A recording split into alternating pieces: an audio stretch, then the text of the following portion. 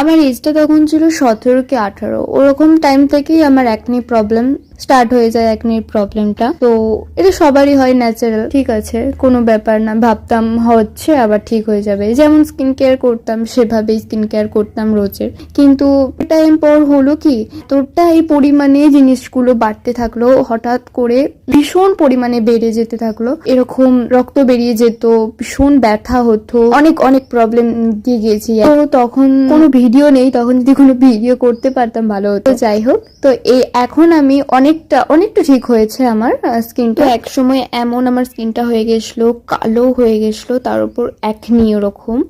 তো আমি বাড়ি থেকে বেরোতে খুব ভয় পেতাম, মানে কে কি বলবে এটা ভেবে। তো আমার কোনো ইনভাইট থাকলে আমি যেতাম না, আমার এত কষ্ট হতো, এমনকি কেঁদেও ফেলেছিলাম আমি এরকম প্রবলেম হতো বলে। তো আমি ঘরোয়া কিছু ইউজ করতাম, ডেলি না হলেও, আমার তখন অত টাইম পেতাম না, ডেলি না হলেও সপ্তাহে একবার কি দুবার ট্রাই করতাম ঘরোয়া হওয়ার জন্য। এত কিছু করছিস, কোথায় কি হচ্ছিস, আর তো কালো হয়ে যাচ্ছে। ফর্সা কে হতে চাই? ফর্সা মানে কিছু মাখলেই কি ফর্সা হওয়া?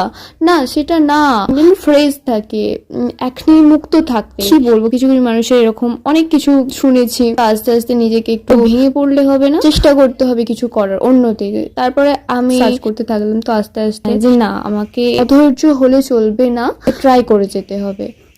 তো আমি কিচ্ছু করতাম না, তারপর সপ্তাহে না, আমি মাসে চলে গেছিলাম। সেটা মাসে আমি একবার আমার ঘরোয়া কিছু টোটকা দিয়ে আমি স্কিন কেয়ার করতাম, এখনো করি। সেটা করার পর আমার অনেকটা ঠিক হলো আস্তে আস্তে।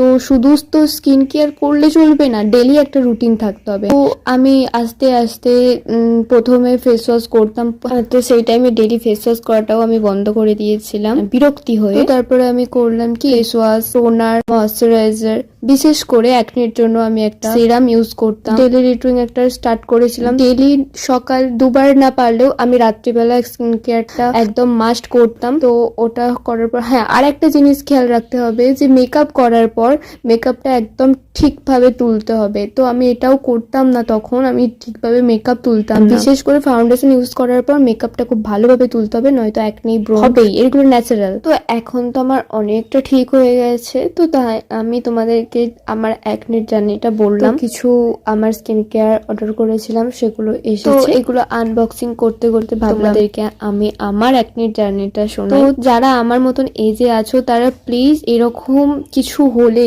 মানে এরকম একনি প্রবলেম হলে তোমরা প্লিজ ভেঙে পড়ো না, তোমরা প্লিজ নিজেদের মতন ডেইলি স্কিন কেয়ারটা করতে থাকো। আচ্ছা, তবে আজ এটুকুই থাক। আর তোমরা যারা ফেসবুক থেকে দেখছো তারা প্লিজ আমায় ফলো করে দিও, আর যারা ইউটিউব থেকে দেখছো আমায় সাবস্ক্রাইব করে দিও।